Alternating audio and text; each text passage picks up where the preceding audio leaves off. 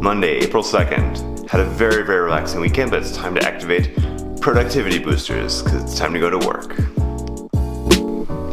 Now that we've actually solved this puzzle, I don't know what to do with it. I mean, I feel like I should frame it, but I could just put it back in the bag. What are you supposed to do with puzzles?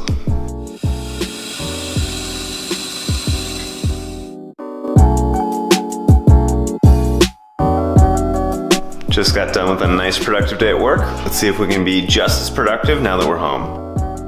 All right, let's talk cameras. So I'm a really big fan of the phrase that the best camera is the camera that you have with you. But as people, we have a lot of choices when it comes to what cameras we carry around, right? Phones are very easy, but it's also easy to strap on a backpack with a DSLR or something a little bit heavier. Or if you have a purse or a bag or a backpack, you can carry around a point and shoot with almost kind of no space storage. But right now I want to compare the Canon 6D Mark I, because I only have the Mark I, and the Panasonic GH5. For both of these cameras, I'm going to be comparing the kit lens, or at least as close to the kit lens as you can get with the Panasonic Lumix. The Canon 6D is a full-frame camera, but the Lumix is a 4/3 camera, I believe. What this means is that the Canon has a much bigger sensor, and when you get down to these high levels of quality, it's kind of single photons hitting a sensor that we're measuring. And so having a bigger sensor means you're going to get more photons, and so you're going to have a better quality image as well as better performance in situations like darkness or where the light's not perfect. What I found is that even though the Canon should have a far superior image quality, the automatic settings of the GH5 are actually far superior. For example, when I was trying to take pictures of the moon a few nights ago, what I found was that the autofocus of the GH5 gave me a better image quality of the moon compared to the Canon. I'm sure I could get a better image on the Canon if I took the time to figure out all the appropriate settings, but for someone that really just wants to point and hit a button to get the best picture possible, the GH5 was far superior.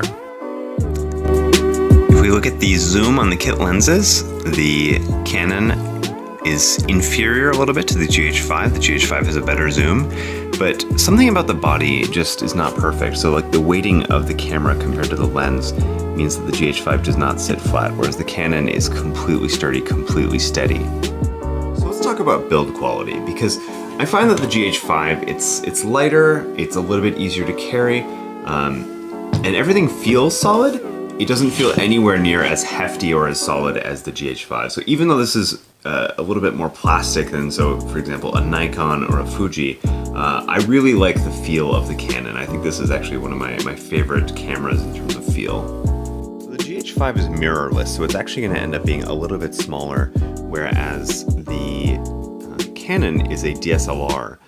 One of the benefits of Canon's approach is that they actually put a lot of the stabilization into the lens, so you have this very nice stabilizer. The downside of that stabilizer is that if you use it while recording video, it's really going to mess up your audio because you can actually hear the stabilizer. Let's see if we can do it. So do you hear, so first we hear the autofocus, and then every now and then you hear this click, click, click, click, click, which is a small gyroscope to my understanding that is keeping the camera just a little bit more stable. When it comes to ports, I think that the GH5 wins hands down. On the GH5 we have a full-size HDMI port, which is awesome. The Canon only has a mini or micro HDMI, I always forget, and that's part of the problem. They both have a nice headphone jack, and then for data connection, the Canon uses a micro USB port, whereas, mini USB, even older standard, but the GH5 uses USB-C, which means that I can actually use the same cable that I use for my phone, that I use for my laptop, with my camera, and that is such a big deal now. USB-C everywhere. We gotta get rid of all these dongles someday. Both of these cameras are based on the SD card standard. So they both support high capacity cards, but you'll notice that the Canon only supports a single card, whereas the GH5 actually has dual card support, which means that you can really record a lot more with a lot more reliability. When it comes to interface design, I really do like the Canon. I think part of it might be that I'm more used to it, but if you look, each of the buttons really only has a single purpose, whereas if you compare that to the GH5, we end up seeing that we have just function button after function button. So we've got function 1 on the top, function 2, 3, 4, 5. Really, as a user, I don't know what these do, and it's very hard to figure out without just having to go and try them all out and learn over time. Because the Canon is a DSLR, you can look through the viewfinder without using any battery, which is a really nice feature. I also find that it's much easier to see whether or not a picture is in focus by the DSLR, because the viewfinder is actually exactly what is going to come through the lens. Whereas on the GH5, it requires a screen, and so you have to have the camera on using battery all the time. But the downside again with the Canon is that the picture might look perfect in the viewfinder to the human eye, but then the sensor can't pick up some of the detail. Whereas with the GH5, you're always going to be seeing exactly the picture that's going to be captured by the sensor. One really nice thing about the 6D that I haven't seen other camera manufacturers pick up yet is the fact that you can turn on GPS. And so the camera uses an on-device GPS to geotag all of your pictures, which is very, very nice. I'm a big fan of kind of understanding the place and the time that a picture is taken. And none of the other either mirrorless or DSLRs that I've looked at are actually capable of that. And so if I could ask for one more feature on this camera, it would definitely be a GPS module. So there's two more things that I want to talk about that come up a lot as part of my workflow. So the first is video. So the video of the GH5 is far superior, hands down. Despite the smaller image sensor, it captures in 4K. It does a nice autofocus, which the 6D Mark I doesn't have, but the 6D Mark II did have. But even if you compare it to the newer 6D, the GH5 is far superior. And lastly, it's really just about the filming experience.